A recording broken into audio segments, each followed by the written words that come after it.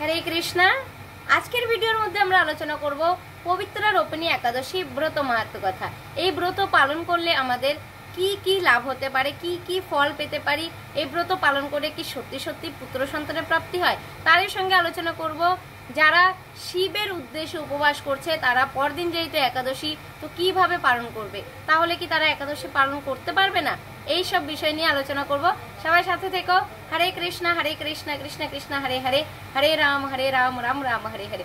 হরে Krishna friends, Radhe Radhe, শুভ সকাল। কেমন আছো তোমরা সবাই? আশা করছি সবাই খুব ভালো আছো। রাধা মাধব গুরু গৌরাঙ্গী কৃপায় আমিও খুব ভালো আছি। তো আমরা সবাই জানি আগামী 5ই আগস্ট মঙ্গলবার হচ্ছে শ্রাবণ মাসের শুক্লপক্ষের একাদশী তিথি, পবিত্রা রোপিণী একাদশী। তো তার আগের দিন হচ্ছে সোমবার। তো সোমবার যারা উপবাস করে ভোলানাথের উদ্দেশ্যে, কেউ 12টা অবধি করে, কেউ সন্ধে অবধি করে, কেউ সারা দিন রাত্রি উপবাস করে, তো তারা পরদিন কিভাবে পালন করবে, এরকম কমেন্ট করেছে অনেকে, তার জন্য বলছি। তো যারা 12টা অবধি করছো, আমাদের ইসকনের ভক্তরা বেশিরভাগই 12টা অবধি করে ভোলানাথের উদ্দেশ্যে উপবাস। তো তারপরে ওরা অভিষেক করে প্রসাদ গ্রহণ করে নেয়, ঠিক আছে। তো যারা সন্ধে অবধি করছো নির্জলা, তারা সন্ধ্যের পর তো তোমরা পালন করবে জল ফল দিয়ে। আর যারা পুরো দিন রাত্রি ব্যাপী করছো নির্জলা, তারা কিভাবে পালন করবে? কারণ পরের দিন তো একাদশী। তো কি ভাবছো, কি একাদশী ব্রত করা যাবে না বা একাদশী ব্রত করবে না? একদম না। এই চিন্তাধারা মাথায় আনবে না যে একাদশী ব্রত আমরা করব না, কারণ একাদশী ব্রত করতেই হবে। একাদশী ব্রত বাদ দেওয়ার কিন্তু কোনো অপশন নেই। একাদশী ব্রত সর্ব অবস্থাতেই করতে হবে, ঠিক আছে, কোনো অজুহাত চলবে না। তো যারা নির্জলা করছো দিন রাত্রি ব্যাপী, তো পরদিন সকালে তোমরা জল দিয়ে পালন করে নেবে, কারণ শাস্ত্রে উল্লেখ রয়েছে জল দিয়েই ব্রত হয়, আবার জল দিয়ে ব্রতের পালনও হয়। কারণ জন্মাষ্টমীর সময়ও আমরা ইসকনের যারা ভক্তরা রয়েছে তারা তাই করি, কারণ জন্মাষ্টমীর দিন তো 12টা অবধি, রাত 12টা অবধি উপবাস থাকে। তো 12টার পর আমরা অনুকল্প প্রসাদ পাই, যেগুলো একাদশীর দিন পাওয়া যায়। তো ব্রতের তো পালন হয় না, পালনটা পরদিন করতে হয়। তখন আমরা সকালে জল দিয়ে পালন করে নিই, কারণ সেই দিনই আবার আমাদের ইসকন প্রতিষ্ঠিত আচার্য যে প্রভুপাদ রয়েছেন, অভয়চরণের বৃন্দ ভক্তি বেদান্ত স্বামী প্রভুপাদ, তিনার কিন্তু আবির্ভাব তিথি থাকে। তো প্রতি বছরই জন্মাষ্টমীর পর দিন আমাদের উপবাস করতে হয় দুপুর 12টা পর্যন্ত। তো এইভাবে আমরা পালন করি, ঠিক আছে। বা আমরা দুটো দানা দিয়ে পালন করে নিই, কিন্তু এটা এই ক্ষেত্রে মানে এই যে মঙ্গলবার একাদশী, তো একাদশীর দিন তো কোনো মতেই আমরা দুটো চালের দানা দিয়ে পালন করতে পারবো না, তাই না। তো জল দিয়ে পালন করে নেবে, জল ফল খেয়ে নেবে, বা পরদিনও পুরোই তোমরা ব্রত রাখবে, একদম দ্বাদশীর দিন পালন করে নেবে, ঠিক আছে। কিন্তু একাদশী অবশ্যই করবে। তো যারা 12টা অবধি উপবাস করছো তাদের তো কোনো সমস্যা নেই, দুপুর 12টা পর্যন্ত উপবাস করে অভিষেক করে যে কোনো প্রসাদ তোমরা ভগবানকে ভোগ লাগিয়ে ওটা গ্রহণ করতে পারবে, তাহলে তো পালন হয়ে গেল। যারা সন্ধ্যা অবধি করছে সন্ধ্যার সময়ও তোমরা পালন করে নিতে পারো, কিন্তু যারা দিন রাত্রি ব্যাপী নির্জলা করছে তাদের ক্ষেত্রে বলছি পরদিন তোমরা জল ফল নিতে পারবে, ঠিক আছে, কিন্তু অন্ন জাতীয় বা পঞ্চশস্য জাতীয় কিন্তু কিছু গ্রহণ করবে না, কেমন, না হলে কিন্তু একাদশী ব্রতটা হবে না। আর একাদশী ব্রতের দিন আমরা জানি যে পঞ্চশস্য মানে রবি শস্য যদি আমরা গ্রহণ করি, তো প্রতি গ্রাসে গ্রাসে কিন্তু আমরা পাপ ভক্ষণ করি। তাই খুব সাবধান। এই নয় যে দুটো চাল দিয়ে পালন করে নিলাম তারপর আবার একাদশী ব্রত শুরু করলাম, একদম না। একদম দ্বাদশীর দিনই তোমরা অন্ন দিয়ে, রুটি দিয়ে বা যে কোনো পঞ্চশস্য দিয়ে তোমরা ওটা দিয়ে রবি শস্য দিয়ে পালন করবে, কেমন। তো একাদশী ব্রত অবশ্যই করবে, কারণ একাদশী ব্রত হচ্ছে ভগবানের সব থেকে প্রিয় তিথি। আর এই ব্রত কোনোভাবেই বাদ দেওয়া যাবে না। 8 বছর থেকে 80 বছর বয়স পর্যন্ত সবারই এই ব্রত অবশ্যই পালন করা উচিত। সূচি অসুচি, সধবা বিধবা, যে কোনো অবস্থাতেই থাকুক না কেন অবশ্যই কিন্তু একাদশী ব্রত করতে হবে। তো এটা তাহলে ডাউটটা ক্লিয়ার হয়ে গেল যে যারা নির্জলা করছো পরের দিনও তোমরা নর্মালি একাদশীর মতোই করবে, তো একদম দ্বাদশীর দিন তোমরা রবি শস্য দিয়ে পালন করে নেবে, কেমন। তো চলো এখন আমরা সবাই একসঙ্গে পবিত্রা রোপিণী একাদশী ব্রত মাহাত্ম্য কথা পাঠ করি। পবিত্রা রোপিণী একাদশী ব্রত মাহাত্ম্য কথা।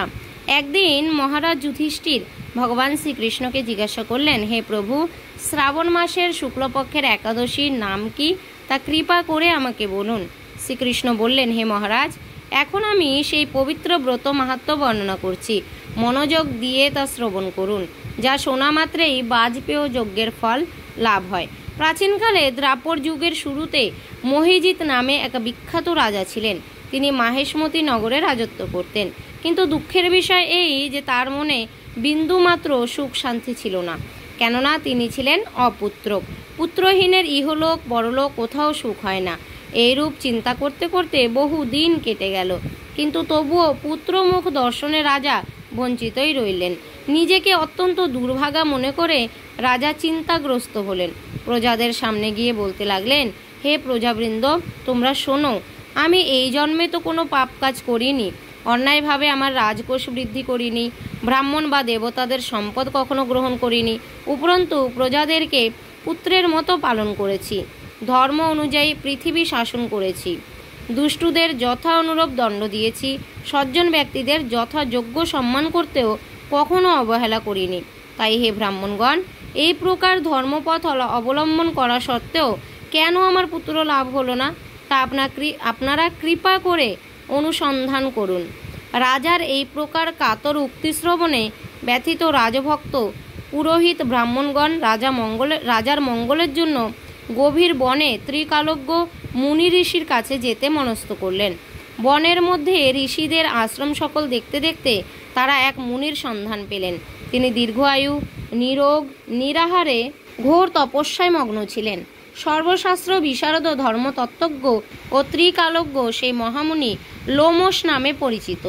ব্রহ্মার এক কল্প অতিবাহিত হলে মুনিবরের গায়ের একটি লোম পরিত্যক্ত হতো। এই কারণে এই মহামুনির নাম লোমশ। তাকে দেখে সকলেই ধন্য হলেন। তারা পরস্পর বলতে লাগলেন যে আমাদের বহু জন্মের সৌভাগ্যের ফলে আজ আমরা এই মুনিবরের সাক্ষাৎ লাভ করলাম। তারপর ঋষিবর তাদের সম্বোধন করে বললেন, কি কারণে আপনারা এখানে এসেছেন এবং কেনই বা আমার এত প্রশংসা করছেন তা স্পষ্ট করে বলুন। আপনাদের যাতে মঙ্গল হয় আমি নিশ্চয়ই তার চেষ্টা করব। ব্রাহ্মণেরা বললেন, হে ঋষিবর, আমরা যে উদ্দেশ্যে এখানে এসেছি আপনি তা কৃপা করে শুনুন। এই পৃথিবীতে আপনার মতো শ্রেষ্ঠ ব্যক্তি আর কোথাও নেই। মহিজিৎ নামে এক রাজা নিঃসন্তান হওয়ায় অতি দুঃখে দিন যাপন করছে। আমরা তার প্রজা, তিনি আমাদেরকে পুত্রের মতো পালন করেন, কিন্তু তিনি পুত্রহীন বলে আমরাও সবাই মর্মাহত। তার দুঃখ দূর করতে আমরা এই বনে প্রবেশ করেছি। হে ব্রাহ্মণ শ্রেষ্ঠ, রাজা যাতে পুত্রের মুখ দর্শন করতে পারেন, কৃপা করে তার কোনো উপায় আমাদের বলুন। তাদের কথা শুনে মুনিবর ধ্যানমগ্ন হলেন। কিছু সময় পরে রাজার পূর্বজন্ম বৃত্তান্ত বলতে লাগলেন। এই রাজা পূর্বজন্মে এক দরিদ্র বৈশ্য ছিলেন। একবার তিনি একটি অন্যায় কার্য করে ফেলেন। ব্যবসা করবার জন্য তিনি এক গ্রাম থেকে অন্য গ্রামে যাতায়াত করতেন। এক সময় জ্যৈষ্ঠ মাসের শুক্লপক্ষের দশমীর দিনে কোথাও যাওয়ার পথে তিনি অত্যন্ত তৃষ্ণার্ত হয়ে পড়েন। গ্রাম প্রান্তে একটি জলাশয় তিনি দেখতে পান। সেখানে জলপানের জন্য যান। একটি গাভী ও তার বাছুর সেখানে জলপান করছিল। তাদেরকে তাড়িয়ে দিয়ে তিনি নিজেই জলপান করতে লাগলেন। এই পাপকর্মের ফলে তিনি পুত্র সুখে বঞ্চিত হয়েছেন, কিন্তু পূর্বজন্মের কোনো পুণ্যের ফলে তিনি এই রকম নিষ্কণ্টক রাজ্য লাভ করেছেন। হে মুনিবর, শাস্ত্রে আছে যে পুণ্য দ্বারা পাপ ক্ষয় হয়। তাই আপনি এমন একটি পুণ্য ব্রতের উপদেশ করুন যাতে তার প্রারব্ধ পাপ দূর হয় এবং আপনার অনুগ্রহে তিনি পুত্র সন্তান লাভ করতে পারেন। লোমশ মুনি বললেন, শ্রাবণ মাসের শুক্লপক্ষের পবিত্রারোপণী একাদশী ব্রত অভীষ্ট ফল প্রদান করে। আপনারা যথাবিধি তা সকলে পালন করুন। লোমশ মুনির উপদেশ শুনে আনন্দ চিত্তে গৃহে প্রত্যাবর্তন করে তারা রাজাকে সে সকল কথা জানালেন। তারপর সকলে মিলে মুনির নির্দেশ অনুসারে ব্রত পালন করলেন। তাদের সকলের পুণ্যফল রাজাকে প্রদান করলেন। সেই পুণ্য প্রভাবে রাজমহিষী গর্ভবতী হলেন। উপযুক্ত সময়ে বলিষ্ঠ সর্বাঙ্গ সুন্দর এক পুত্র সন্তানের জন্ম দান করলেন। ভবিষ্যোত্তর পুরাণে এই মাহাত্ম্য বর্ণিত হয়েছে। এই ব্রত মাহাত্ম্য যিনি পাঠ বা শ্রবণ করবেন তিনি সমস্ত পাপ থেকে মুক্ত হবেন এবং পুত্র সুখ ভোগ করে অবশেষে দিব্য ধাম প্রাপ্ত হবেন।